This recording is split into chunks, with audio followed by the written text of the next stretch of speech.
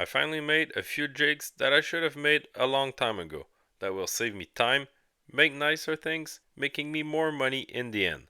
Here's 4 table saw jigs that you can make from plywood or MDF.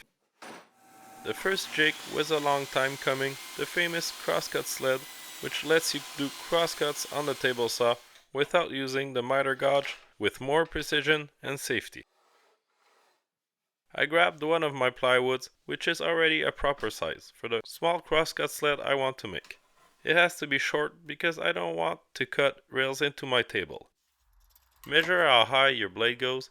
Remember that height because the fence needs to be a little bit higher. Set your table saw fence to the height you want minus the thickness of your base and cut 4 pieces that will be glued as 2 fences.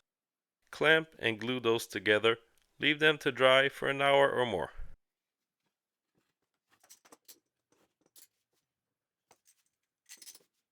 You'll see here I have some wood pieces that are the exact width of my table saw's miter slots.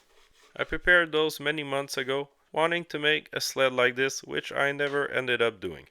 Make them the exact width to slide smoothly and slightly shorter in height than your miter slots.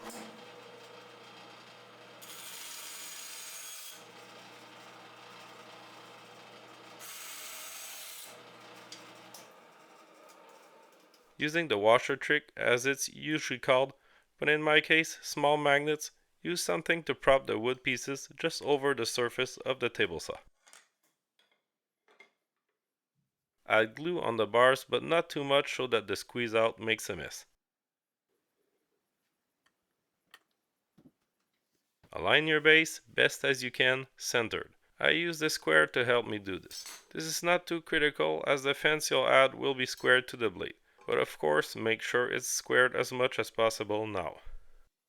Put some weight on it. I'm using a 5-gallon bucket of paint. Let it dry a bit before we countersink and screw it in the next step. After about an hour, flip it over, countersink and screw the bar into the base. It should now slide freely into the miter slots. If it doesn't, lightly sand the edges until it does.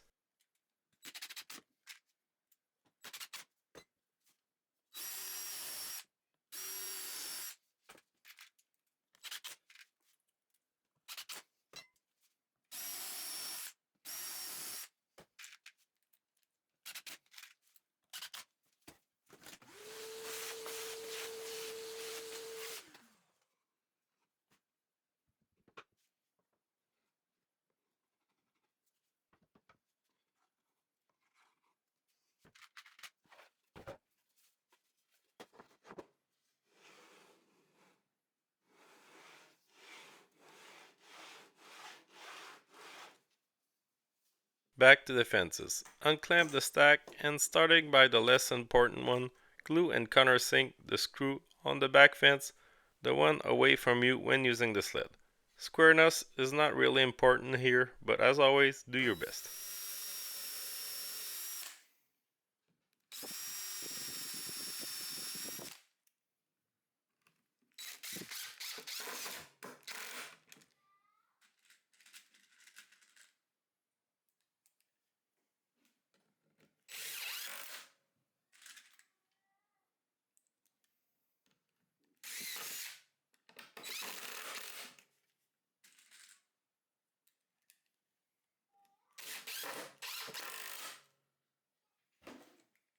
Now for the front fence, do the same thing but just screwing one side, because before we finalize it, we need to make sure it's square to the blade.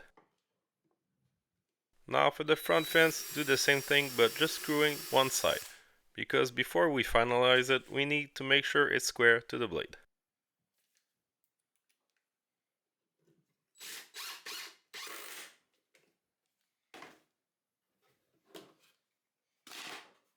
To do that, it's now time to rip into our sled. Raise the blade to the highest, place the sled into the slots and carefully push it in, saw on, until you reach about halfway. Stop the blade and then get your square to finalize the front fence. Use a square to make sure you place the fence absolutely square to the blade. There's a test to confirm the position called the 5-cut test, which I won't do in this video, but it's a great way to make sure your sled is absolutely correct and ready to make small, precise parts. Once you're square, flip it over, countersink and screw, then test again.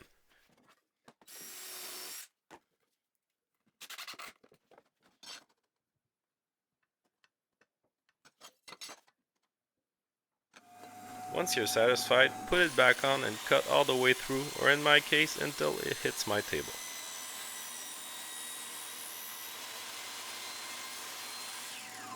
This completes this basic crosscut sled. I plan to add a stop block and protection for the fingers in front of the front fence. But for now, let's move on to the next jig. For all my crosscuts, for the rest of this video I'm going to be using this sled. I'm pretty excited to get started on projects using this. Like this video and subscribe so you won't miss any of them. Now for the second jig, I want to be able to use the table saw for crosscuts that are at an angle. For now, the most common angle that most of us probably use is 45 degrees, and getting those perfect on the miter saw is nearly impossible. I start by ripping 3 slices at 2 3/4 inches, but I actually only needed 2. I need them to be half of this length, so here comes the crosscut sled. This is my first time using it. Cut those pieces in half and then glue them like we did earlier. Leave those to dry while you work on the base.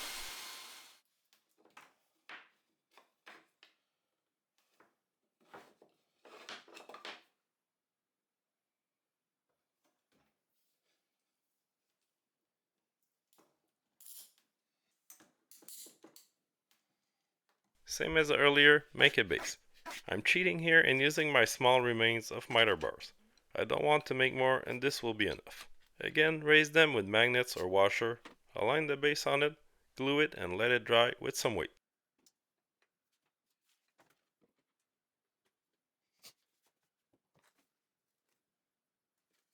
About half an hour later, I'm ready to keep going. Flip it over, countersink and screw the bars, and get your old school, high school geometry kit. You'll need the 45 degrees. Rip about halfway into the base and stop the saw there. Using a 45, trace a line from the blade towards you on either side, but just one. Glue a piece there, as precise as you can, overlapping the saw blade mark. After a few minutes, carefully flip it over, countersink and screw, but only to the right side of the saw blade.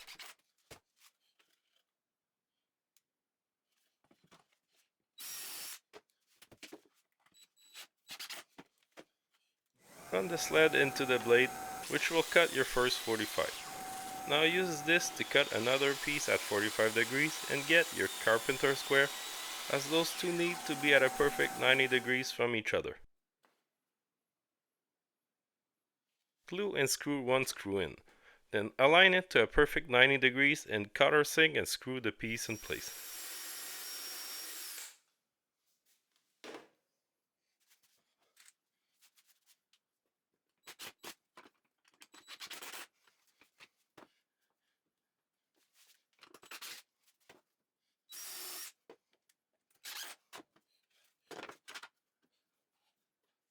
Now run the sled in the saw one last time and it's ready to use.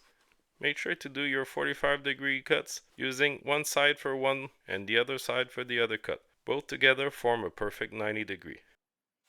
This is all for this jig. The last two jigs are related to this one to make amazing boxes, frames and other wood products that use what's called a spline joint.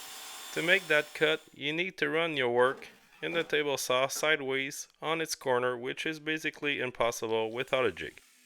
This jig uses the fence, so set it in place and let's measure the height we have. Take this measure and cut 2 slices the length of the sled you want. While I was there, I also cut 2 slices at 2 3/4 inches to make fences similar to the other jigs later. Place them left and right of the fence and using shop towels folded over, I make sure there's enough space to slide once clamped. Clamp the 2 pieces around the fence and measure the width from side to side. Rip a piece of that size, then screw it on top to create a sliding box on top of your fence.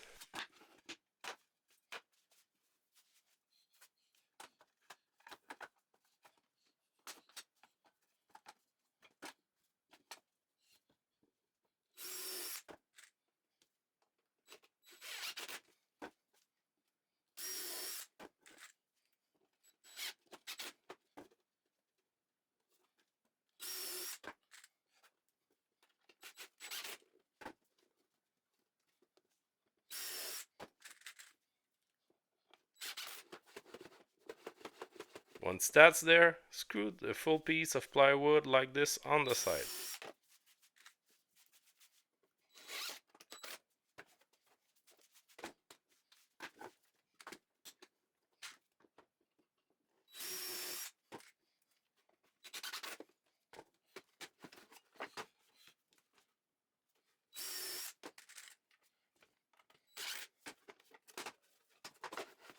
Cut those pieces in half and then glue them like we did earlier.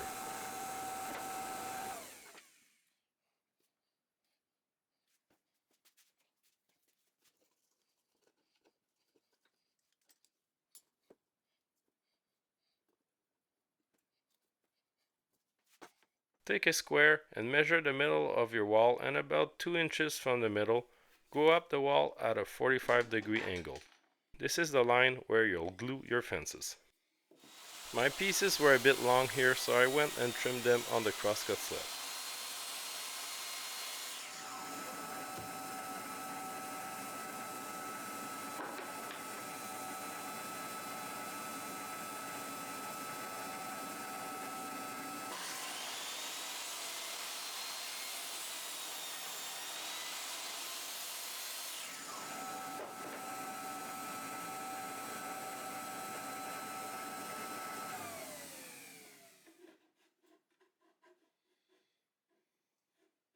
Get the first one as best as you can on the line, and using a carpenter square, align and glue the second one. Make sure your screws are higher than where the blade will land.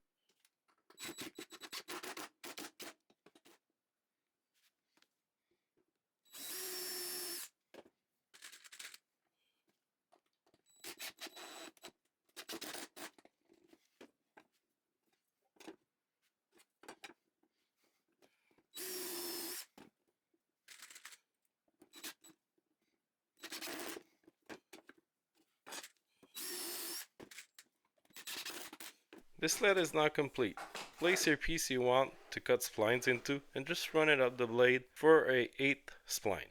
Move the blade over as much as you want for a thicker one. Now to complete those splines you need a thin piece of wood, which can be a bit tricky to make on the table saw. This is where the last jig comes into play, a thin rip jig. Using a block of plywood that was left over from one of the earlier jigs, I simply drill a hole into it to fit a big flat-headed bolt like this, the size of my miter saw slot. I found this in the Sigil bolt bins at Home Depot. Now all there's left is to drill a hole on the side, hammer a nut in, and insert a bolt like this.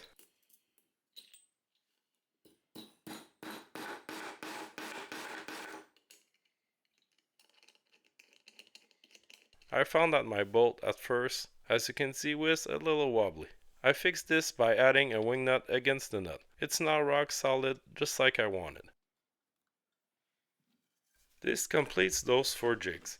Now that I've made them, I think it's time to put them to good use and make a nice box with contrasting woods.